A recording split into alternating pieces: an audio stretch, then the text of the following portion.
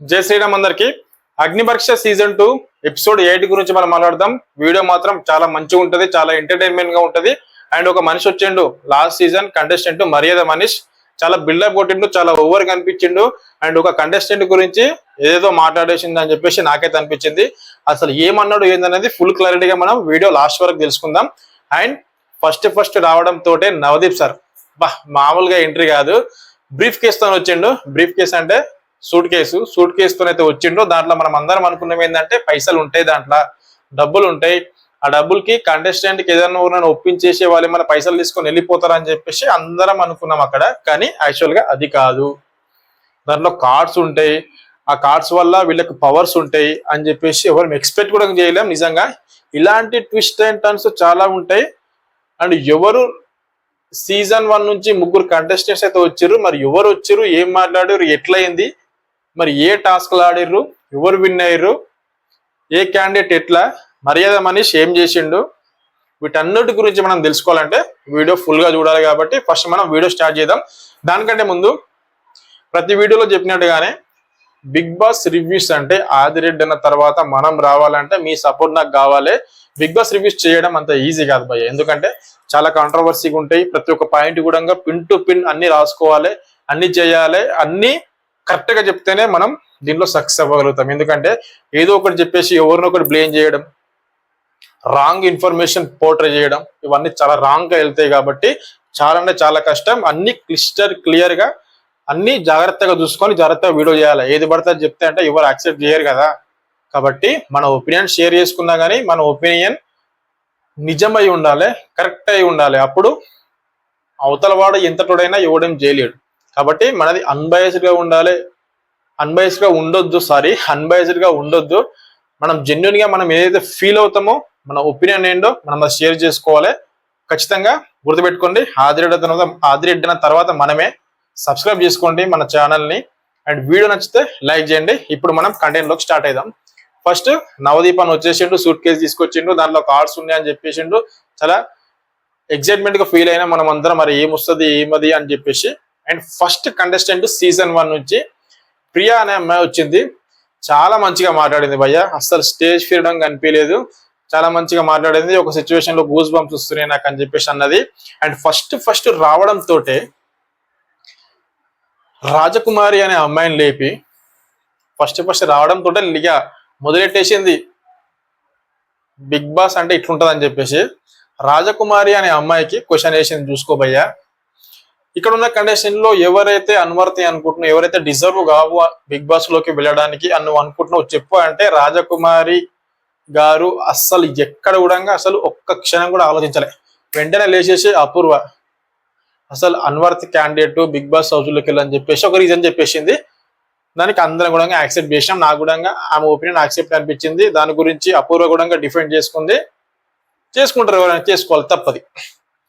And first task కి 3 కావాలి. దాంట్లో ఫస్ట్ వచ్చిన ప్రియా గారు సెలెక్ట్ చేసుకున్నది రాజకుమారిని. నెక్స్ట్ చరణ్ ని సెలెక్ట్ చేసుకుంది. చరణ్ వచ్చేసి వీళ్ళిద్దరి మధ్యలో వీళ్ళు డిజర్వ్ అని చెప్పేసి కొట్లాడుతున్నారు. వీళ్ళిద్దరి మధ్యలో నేను విన్ అవ్వాలి అని చెప్పేసి ఈ టాస్క్ అని చెప్పేసి ఒక సింపుల్ గా ఒక కామెడీ పంచ్ డైలాగ్ అయితే వేసిండు. మస్తు అనిపించింది, అందరు కూడా నవ్వుకున్నారు. ఓకే, ఇప్పుడు ఫస్ట్ టాస్క్ ఏంది, 3కి 3 బెలూన్స్ ఇచ్చిర్రు, పంప్స్ ఇచ్చిర్రు, గాలి కొట్టాలి. ఎవరి బెలూన్ అయితే అక్కడ నెంబర్స్ కూడా ఇచ్చారు, నెంబర్ బోర్డ్స్ ఇచ్చారు. ఎవరి వాళ్ళకి 3 బోర్డ్స్ అయితే ఇచ్చారు.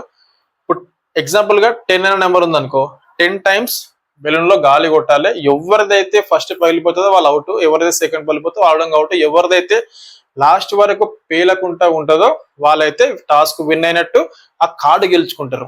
ఓకే, ఇప్పుడు ఆ కార్డ్ ఏంది, కార్డు వల్ల యూజెస్ ఏంది, ఆ కార్డ్ ఏంటంటే reverse the decision. Reverse card నిజంగా చాలా ఇంపార్టెంట్. ఎప్పుడైనా సిచ్యువేషన్ నీకు రాంగ్ గా వెళ్ళినా సరే అప్పుడు ఆ సిచ్యువేషన్ నువ్వు మార్చేయచ్చు. అంటే రివర్స్ అయిపోతుంది. అంటే ఆ సిచ్యువేషన్ మార్చేయచ్చు అంటే నీకున్న సిచ్యువేషన్ ని వేరే వాళ్ళకి కూడా ఇవ్వచ్చు. ఎందుకంటే చాలా ట్విస్ట్ అండ్ టర్న్స్ ఉంటాయి. ఈ సీజన్ మాత్రం మామూలుగా ఉండదు. చెప్తున్నాను నేనైతే అగ్ని పరీక్ష సీజన్ 2 వేరే లెవెల్ ఉంటది. చాలా మంచిగా ప్లాన్ చేసిరని చెప్పేసి నాకైతే అనిపిస్తున్నది. చాలా మంచిగా ప్లాన్ చేసిర్రు. అండ్ ఇక్కడ ఆ కార్డుకున్న పవర్ అయితే అది. మరి ఆ పవర్స్ ఎప్పుడు ఏ సిచ్యువేషన్ లా బయటికి తీసుకురావాలో జడ్జెస్ దగ్గర ఉంటుంది, జడ్జెస్ తీసుకొస్తారు. అండ్ ఇప్పుడు ఆ టాస్క్ లో విన్ అయింది ఎవరు, చాలా మంచిగా ముగ్గురు కూడా వాళ్ళ స్ట్రాటజీలతో చాలా మంచిగా ఆడిరు. చరణ్ మంచిగా ఆడాడు, రాజకుమారి మంచిగా ఆడండి, అపూర్వ పర్లేదు మంచిగా ఆడారు. ఫస్ట్ బెలూన్ వెళ్ళిపోయింది అపూర్వది, సెకండ్ చరణ్ కూడా వెళ్ళిపోయింది, రాజకుమారి విన్ అయింది భయ్య. ఇక్కడ రాజకుమారి అక్క గురించి ఒకటి మాట్లాడాలి. ఏంటంటే నిజంగా ఏది ఉన్నా స్ట్రైట్ ఫార్వర్డ్ గా మనసులు ఏది అనిపిస్తే అది జెన్యున్ గా చాలా మంచిగా తన ఒపీనియన్ ఏందో అది ముందర పెడుతుంది, ఎవరికి కూడా భయపడతలేదు. ఇలాంటి క్యారెక్టర్ ఉన్న కంటెస్టెంట్ ఖచ్చితంగా బిగ్ బాస్ హౌస్ లోకి వెళ్తే ఎంటర్టైన్మెంట్ తో సహా బిగ్ బాస్ కప్పు గెలిచే అవకాశం కూడా చాలా ఎక్కువనే ఉంటది. కానీ చెప్పలేం లైఫ్ అంటే ఎట్లుంటది అంటే ఏ సిచ్యువేషన్ లో ఏమైతుందో తెలియదు. మనం ఇట్లా అనుకున్న అమ్మాయే ఫస్ట్ వీక్ లోనే ఎలిమినేట్ అయ్యి బయటికి రావచ్చు. నేను ఇట్లా అంటున్నా అని చెప్పేసి మళ్ళీ ఆమె ఫ్యాన్స్ అంతా నన్ను వేసుకోకూడదు కామెంట్ బాక్స్ లో. మీరు వేసుకున్నా నాకు పోయేది ఏం లేదు, నాకు అనిపించింది నేను చెప్తా. కాబట్టి మనం వచ్చిందే బట్టబయలు చేయడానికి, మనకు అనిపించింది ఏదైనా కానీ జెన్యున్ గా అన్బయాస్డ్ గా చెప్పేస్తా కాబట్టి చెప్తున్నా, ఇట్లా అవుతుండొచ్చేమో అని. ఇంకంతే, ఏం లేదు. కప్పు గెలిచే అవకాశాలు కూడా ఎక్కువ ఉంటాయి. అండ్ ఆ టాస్క్ రాజకుమారి అయితే విన్ అయింది, రివర్స్ ది డిసిజన్ అనే కార్డ్ అయితే గెలుచుకుంది, అయిపోయింది. ఇప్పుడు మనం మర్యాద మనిషి గురించి మాట్లాడదాం. ఏదైతే స్టార్టింగ్ లో చెప్పినో చాలా బిల్డప్ తోటి మాట్లాడడము, చాలా అట్లా మాట్లాడడము, కంటెస్టెంట్ గురించి నువ్వు అది ఇదని మాట్లాడడం ఏదైతే స్టార్టింగ్ లో అన్నానో దాని గురించి ఇప్పుడు చాలా ఇంట్రెస్టింగ్ గా మస్త్ ఎంటర్టైన్మెంట్ గా మనం మాట్లాడదాం. మర్యాద మనిషి వచ్చిండు, రావడం తోటే కంటెస్టెంట్ దీపక్ గురించి మాట్లాడిండు. నువ్వు గోడ మీద పిల్లిలాగా ఉంటావు, నువ్వు అక్కడనే కూర్చొని నవ్వుకుంటుంటావు, నువ్వు ఇక్కడ వచ్చి టాస్క్లు ఆడితే నీ స్ట్రెంత్ ఎంతో తెలుస్తుంది, అది ఇది అని చెప్పేసి ఏదో మాట్లాడిండు. అండ్ దాంతో పాటు గాయత్రి అనే ఒక అమ్మాయి గురించి మనకు అందరికి ఉన్న ఒపీనియన్ అంట, మనల్ని రాంగ్ అని ప్రూవ్ చేయడానికి ఆమెకు ఒక అవకాశం ఇచ్చిండు. వచ్చి గేమ్ ఆడి విన్ అయితే మనం రాంగ్ అని ప్రూవ్ అవుతామంట. మరి ఆమెకి ఎందుకంత సపోర్ట్ చేసిండో మరి ఏదో మనిషి నాకైతే తెలియదు. కానీ ఆ వచ్చిన అమ్మాయి అయితే ఓడిపోయింది, దాని గురించి పక్కన పెడితే ఇప్పుడు మన ఒపీనియన్ ఏందో గాయత్రి అనే కంటెస్టెంట్ గురించి మనం మాట్లాడదాం. నిజంగా రమ్య అనే కంటెస్టెంట్ 8 to 10 lakhs ఉన్న స్పైసీ చిప్ ని తిని పక్కన ఉన్న ఇద్దరు బాయ్స్ తోటి ఈక్వల్ గా బెలూన్స్ ఊది పగలగొట్టి వాళ్ళతో పాటు విన్ అయిన అమ్మాయిని బిగ్ బాస్ టాప్ 15 కంటెస్టెంట్ లోకి చేర్చకుండా గాయత్రి అనే అమ్మాయిని ఏదైతే టాస్క్ లో ఆమె గివప్ ఇచ్చేసిందో ఆ అమ్మాయిని తీసుకొచ్చి మీరు టాప్ 15 లో పెడితే ఎవరికైనా ఒపీనియన్ ఏముంటది బై? అదే ఉంటది కదా. ఇప్పుడు మర్యాద మనిషి వచ్చి వాళ్ళ ఒపీనియన్ అంతా రాంగ్ అని ప్రూవ్ చేయాలి, అదని ప్రూవ్ చేయాలంటే ఫస్ట్ ఆమెని ఎందుకు తీసుకొచ్చి చెప్పు. అది చెప్పిన దాని తర్వాత నీకు ఇంకో అవకాశం ఇస్తున్నావు, నువ్వు ప్రూవ్ చేసుకో, నువ్వు అనువర్త క్యాండిడేట్ అని చెప్పేసి అందరు అనుకుంటున్నారు అని చెప్పేసి నువ్వు క్లియర్ గా ఎక్స్ప్లెనేషన్ ఇవ్వు. ఇచ్చిన తర్వాత చెప్పు, అంతేగానంత బిల్డప్ అవసరం లేదని చెప్పేసి నాకు అనిపిస్తుంది. మర్యాద మనిషి ఫ్యాన్స్ ఎవరున్నా కానీ మీరు కూడా ఒకసారి జెన్యున్ గా ఆలోచించి చెప్పండి.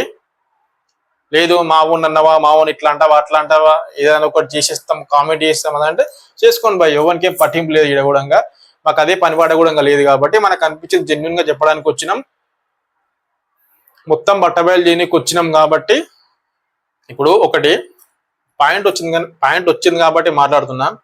బిగ్ బాస్ రివ్యూస్ చేస్తున్నప్పుడు చాలా జాగ్రత్తగా రివ్యూస్ చేయాల్సి వస్తుంది. ఎందుకంటే ఒక పర్సన్ గురించి మాట్లాడుతున్నప్పుడు ఏది పడుతుంది మాట్లాడితే అన్ని దగ్గర యాక్సెప్టబుల్ ఉండదు. మన ఒపీనియన్ మనం షేర్ చేస్తాం కరెక్టే, అది ఎక్కడైనా ఫ్రీడమ్ ఉన్నది. మన ఒపీనియన్ మనం షేర్ చేసేటప్పుడు అవతల వాళ్ళు కూడా యాక్సెప్ట్ చేసేటట్టు ఉండాలి మన ఒపీనియన్. అంతో ఎంతో ఒక 90% కాకపోయినా ఒక 50% అయినా అరే వీడు చెప్పేది కూడా కరెక్టే కదా అని అనుకునేటట్టు ఉండాలి. టోటల్ గా రాంగ్ అయి ఉండొద్దు అని చెప్పేసి నా కాన్సెప్ట్. ఖచ్చితంగా మన ఒపీనియన్ అక్కడ స్ట్రాంగ్ ఉండాలి, ఏదున్నా కానీ అన్బయాస్డ్ గా ఉండొద్దు, రాంగ్ సైడ్ ఉండొద్దు, ఏదో వాళ్ళని టార్గెట్ చేసి మాట్లాడినట్టు వీళ్ళని మైనస్ చేయాలి, వీళ్ళకి డౌన్ ఫాల్ స్టార్ట్ కావాలి అని ఉండొద్దు. ఒక్కడే గుర్తుపెట్టుకోండి లైఫ్ లో, మర్యాద మనిషి గురించి వచ్చింది కాబట్టి నేను చెప్తున్నా, మనం ఎదిగే కొద్దీ ఒదిగి ఉండాలని చెప్పేసి ఎందుకు చెప్పారు పెద్దోళ్ళు? మనం ఎదిగే కొద్దీ ఎందుకు ఒదిగి ఉండాలంటే ఎప్పుడైతే నీకు గర్వం పొగరు ఇవన్నీ తల వరకు వచ్చినాయో అప్పుడు నీ సక్సెస్ కి స్టాప్ పడిపోతుంది. సక్సెస్ కి ఎక్కడ పులి స్టాప్లు ఉండయి అన్న డైలాగ్ చెప్పిన మహేష్ బాబు సారు కామాలే ఉంటే నిజంగా. కానీ ఎప్పుడైతే మనకు ఇవి ఎక్స్ట్రా యాక్టివిటీస్ అన్ని ఎక్కువ అవుతాయో అప్పుడు అక్కడనే నీ సక్సెస్ కి పులి స్టాప్ పడిపోతుంది, అక్కడ నుంచి నీ డౌన్ ఫాల్ అనేది స్టార్ట్ అవుతుంది. ఇది మాత్రం గుర్తుపెట్టుకోండి. నా వ్యూవర్స్ కి నేను ఎప్పుడైనా మంచి జరగాలని కోరుకుంటా. నేను ఎంటర్టైన్మెంట్ వీడియోస్ చేసినా సరే వాళ్ళకి ఏదైనా ఒక ఇన్ఫర్మేషన్ మంచిగా ఉండాలి. ఇప్పుడు మనం రివ్యూస్ చేస్తున్నాం, దీనివల్ల మంచి ఏంది చెడు ఏంది ఎట్లుండాలి ఏంది కథ వీడు ఎట్లుంటాడు వాడు ఎట్లుంటాడు దాని నుంచి మనం ఏం నేర్చుకోవాలి అనే మంచి మంచి ఇన్ఫర్మేషన్ వీడియోస్ కూడా ఇవ్వడానికి ట్రై చేస్తా. దీని నుంచి ఓన్లీ ఎంటర్టైన్మెంట్ అంటే ఎంటర్టైన్మెంటే కాదు, మంచిది కూడా నేర్చుకోవాలి కాబట్టి చెప్తున్నా. అండ్ మర్యాద మనిషి వచ్చిండు దీపక్ అండ్ అట్లాగే గాయత్రి. ఈ కంటెస్టెంట్స్ నిజంగా హేమంత్ ముగ్గురు వచ్చారు. సెకండ్ టాస్క్ అయితే ఆడిరు భయ. సెకండ్ టాస్క్ ఏంటంటే చిన్న బౌల్స్ లెక్క ఉంటాయి ఎవరిది వాళ్ళకి, కార్డ్స్ పైన ఫిషెస్ ఉంటాయి, blue colour, pink colour, yellow colour, ఒక్కొక్కరు ఒక కలర్ సెలెక్ట్ చేసుకోవాలి. ఎవరైతే ఏ కలర్ అయితే సెలెక్ట్ చేసుకురో ఆ కలర్స్ ఫిషెస్ వాళ్ళ దాంట్లో ఉండాలి, వాళ్ళ బౌల్స్ లో ఉండాలి, వాళ్ళ సర్కిల్లో ఉండాలి. దాంట్లో జెన్యున్ గా ఆడింది దీపక్. నిజంగా దీపక్ కి మనం సెల్యూట్ కొట్టాల్సిందే, అంతే. చాలా మంచిగా జెన్యున్ గా ఆడింది కాబట్టి లాస్ట్ కి విన్ అయింది. ఏదున్నా మనం ఓడిపోయినా సరే మనం జెన్యున్ గా ఆడితే ఖచ్చితంగా అక్కడ చూసే వాళ్ళు, ఆడియన్స్, చూసే ప్రజలందరూ మిమ్మల్ని యాక్సెప్ట్ చేస్తారు. అబ్బా చాలా మంచి పర్సన్ రాబాయ్, చాలా మంచిగా ఆడిండు, ఏదున్నా జెన్యున్ గా ఆడిండు చెప్పేసి వాళ్ళు కూడా మిమ్మల్ని ఓకే చేసుకుంటారు వాళ్ళ మైండ్లలో. రేపు పొద్దుగల మీకు ఓటు రావాలన్నా కానీ ఆడియన్స్ అందరు చూస్తున్నారు కాబట్టి కొంచెం జాగ్రత్తగా చూసి ఆడండి అని చెప్పేసి నాకైతే అనిపిస్తున్నది భయ్య, నా ఒపీనియన్ అది. కాబట్టి అక్కడ గాయత్రి మళ్ళీ ఫెయిల్ అయిపోయింది. హేమంత్ కూడా హేమనాడు మర్యాద మనిషి రావడంతో నాకు ఛాన్సులు వచ్చినా కానీ నేను ప్రూవ్ చేసుకోలేకపోయినా, నాకు ఇంకో ఛాన్స్ కావాలని చెప్పేసి ఛాన్స్ అడిగిండు, ఛాన్స్ కూడా ఇచ్చిండు కానీ ఏం చేయలేకపోయిండు. అంతా వేరేటోళ్ళ గేమ్ నుంచి ఏదైతే దీపక్ తన దాంట్లో వేసుకున్నాడో అవి తీసేయడానికి ట్రై చేసిండు తప్ప ఆయనకున్న ఫిషెస్ ని ఆయన దాంట్లో వేసుకోవడానికి ఎందుకు ట్రై చేస్తలేడు నాకు అర్థం కావట్లేదు. ఎప్పుడు కానీ పక్కనోని గేమ్ చెడగొట్టాలనే కానీ మన గేమ్ ఆడదామనే ధ్యాస ఉన్నదా? ఫస్ట్ మన గేమ్ ఆడిన తర్వాత అప్పుడు నువ్వు గెలువనేమో, నిన్న గేమ్ అయిపోయిన తర్వాత గెలువనేమో అన్నప్పుడు పక్కనున్న గేమ్ డిస్టర్బ్ చేస్తే నేను గెలుస్తా అన్నప్పుడు అప్పుడు డిస్టర్బ్ చేసుకో, నీకు ఆ రూల్స్ లో లేకపోతే. అక్కడ డిస్టర్బ్ చేసినా కానీ పోయింది ఏం లేదు, ఇద్దరు ఓడిపోయారు. దీపక్ గెలిచిండు. దీపక్ గెలవడం తోటి కార్డ్ అయితే స్కిప్ ద రౌండ్ అనే కార్డ్ అయితే గెలుచుకుండు. నిజంగా స్కిప్ ద రౌండ్ అనే కార్డు కూడా చాలా పవర్ ఉంటది. ఆ కార్డు మనకు యూజ్ చేసుకోవాలా లేకపోతే వేరే వాళ్ళకు అవసరం ఉన్నప్పుడు వాళ్ళకి యూజ్ చేసుకుంటావా అంటే ఇక్కడ ఎట్లుంటదంటే బిగ్ బాస్ అంటే ఓన్లీ నీ కోసమే కాదు, పక్కనోని కోసం కూడా నువ్వేం చేస్తున్నావు అన్నది కూడా చూస్తారు ఆడియన్స్. ఓన్లీ వీని కోసమే చూసుకుంటున్నా లేకపోతే ఎవరికైనా అవకాశం ఉన్న సిచ్యువేషన్ లో అవకాశం ఇస్తున్నా లేకపోతే వాని గురించి వాడు అవసరం అంటే నీకు అవసరం లేకున్నా గానీ వేటోనికి అవసరం ఉన్నా గానీ నువ్వు ఇస్తలేవంటే అప్పుడు వీడు ఎంత కంజూస్ గా ఉన్నాడు అని చెప్పేసి కూడా అనుకుంటారు. ఎవరు ఒపీనియన్ వాళ్ళది. కాబట్టి అన్ని మనం యాక్సెప్ట్ చేస్తూ ఉండాలి. స్కిప్ ద రౌండ్ అనే కార్డ్ అయితే చాలా హెల్ప్ఫుల్ ఉంటుందని చెప్పేసి నాకైతే అనిపిస్తుంది. అండ్ ఇప్పుడు థర్డ్ లేటుగా వచ్చిన లేటెస్ట్ గా వస్తాడు కళ్యాణ్ పాడాల. చాలా మంచి పర్సన్. ఎందుకంటే మనం ఎంత ఎదిగినా సరే గ్రౌండ్ లెవెల్ అస్సలు మర్చిపోద్ది. నేను మళ్ళీ చెప్తున్నాను నా వీడియోలో, మనం ఎంత ఎదిగినా సరే గ్రౌండ్ లెవెల్ మనం ఎక్కడి నుంచి స్టార్ట్ అయినామో అది అస్సలు మనం మర్చిపోవద్దు. అప్పుడే మనం ఒక సక్సెస్ఫుల్ పర్సన్ గా మన సక్సెస్ అన్నిటికీ కామాలే తప్ప ఫుల్ స్టాప్లు ఉండవు. కామాలు తప్ప ఫుల్ స్టాప్లు ఉండవు. నేను చెప్పేది మీకు నచ్చితే కింద కామెంట్ అయితే చేయండి. కళ్యాణ్ పడాలో నిజంగా చాలా మంచి పర్సన్, అందుకే బిగ్ బాస్ నేనైతే విన్ అయ్యిండు. సేమ్ అట్లనే ఉండాలి, యాటిట్యూడ్ అనేది చేంజ్ కావద్దు, గర్వం రావద్దు, పొగరు రావద్దు, బిల్డప్లు రావద్దు అని చెప్పేసి అనుకుందాం. నా మనసులో ఉన్న ఒపీనియన్ అయితే కళ్యాణ్ పడాలి చెప్పేసిండు. అది ఏందనంటే ముగ్గురు జడ్జెస్ అక్కడ ఉన్న శ్రీముఖి వీళ్ళ నలుగురు వల్ల నేను ఇప్పుడు ఈ స్టేజ్ లో ఉన్నా అని చెప్పేసి చెప్పిండు. ఎందుకనంటే అక్కడ ఉన్న వాళ్ళు కూడా జడ్జెస్ కానీ శ్రీముఖి కానీ మనలో ఉన్న టాలెంట్ ని బయటికి తీసుకురావడానికి వాళ్ళు టెస్ట్ చేస్తూ ఉంటారు. ఎందుకంటే నువ్వు డైరెక్ట్ బిగ్ బాస్ లోకి వెళ్ళాలంటే అక్కడ చాలా వెరైటీ డిఫరెంట్ క్యాండిడేట్స్ ఉంటారు కాబట్టి ఎవరు ఎట్లుంటారో తెలియదు. వాళ్ళందరినీ మనం కొంచెం బేర్ చేయాలి, వాళ్ళందరూ తట్టుకోవాలంటే ఫస్ట్ మనం ఇక్కడ ప్రాక్టీస్ చేయాలి. అగ్ని పరీక్ష అంటే అదే శాంపుల్. మనం ఏది చేసినా కానీ కొంచెం ప్రాక్టీస్ చేస్తాం చూడు, అగ్ని పరీక్ష కూడా అదే. ఈ ప్రాక్టీస్ అయ్యే టైంలో సంథింగ్స్ జరుగుతూ ఉంటే అన్నిటిని యాక్సెప్ట్ చేసుకుంటూ పోతా ఉండాలి. వాళ్ళ ప్లేస్ లో మనం ఉంటే ఏం డిసిజన్ తీసుకుంటామో మనకు తెలియదు కాబట్టి యాక్సెప్టబుల్ చేసుకుంటా పోతా ఉండాలి. మన లైఫ్ లో మనకి ఏది రావాలో అది ఖచ్చితంగా ఆ టైంకి వస్తుంది అనే నమ్మకంతో అనే కాన్ఫిడెంట్ తోటి మనలో ఉన్న బిలీఫ్ మనం దాన్ని ఇంకా హై రేంజ్ లో పెట్టుకొని పోతుండాలని చెప్పేసి నాకైతే అనిపించింది. స్కిప్ ద రౌండ్ అనేది దీపక్ అయితే వచ్చింది కదా. ఇప్పుడు థర్డ్ కళ్యాణ్ పడాలా వచ్చిన తర్వాత ఇంకో టాస్క్ అయితే వచ్చింది భయ్య. ఇదైతే టాస్క్ ఇద్దరు ఆడిర్రు, రోహిత్ అండ్ అమన్ ఆడిరు. కాబట్టి అక్కడ రోహిత్ గురించి మనం చాలా చెప్పాలి. ఎందుకనంటే రోహిత్ కూడా కొంచెం అన్వర్తి క్యాండిడేట్ ఈ బిగ్ బాస్ హౌస్ లో, ఈ టాప్ 15 లో అని చెప్పేసి నాకు అనిపించింది స్టార్టింగ్ లో. సేమ్ అదే మళ్ళీ ప్రూవ్ చేసుకుంటున్నాడు కూడా. ఎందుకంటే గేమ్స్ ఎట్లా ఆడిందంటే, ఫస్ట్ తనకు ఒక్కొక్కరికి ఒక సర్కిల్ ఇచ్చారు, ఆ సర్కిల్లో పిల్లోస్ వేయాలి, ఎవరి పిల్లోస్ అయితే ఎక్కువ ఉంటాయో లాస్ట్ బజర్ మోగేసరికి వాళ్ళు విన్ అని చెప్పేసింది శ్రీముఖి యాజ్ పర్ రూల్స్. అయిపోయింది. అక్కడ అపూర్వ అనే కంటెస్టెంట్ ని సంచాలకంగా పెట్టిర్రు, సంచాలక వేస్ట్ అని చెప్పేసి మళ్ళీ ప్రూవ్ చేసుకుంది అపూర్వ. ఎందుకంటే యాజ్ పర్ ద రూల్ వచ్చేసి ఎవరి సర్కిల్లో పిల్లోస్ అయితే ఎక్కువ ఉంటాయో వాళ్ళే విన్.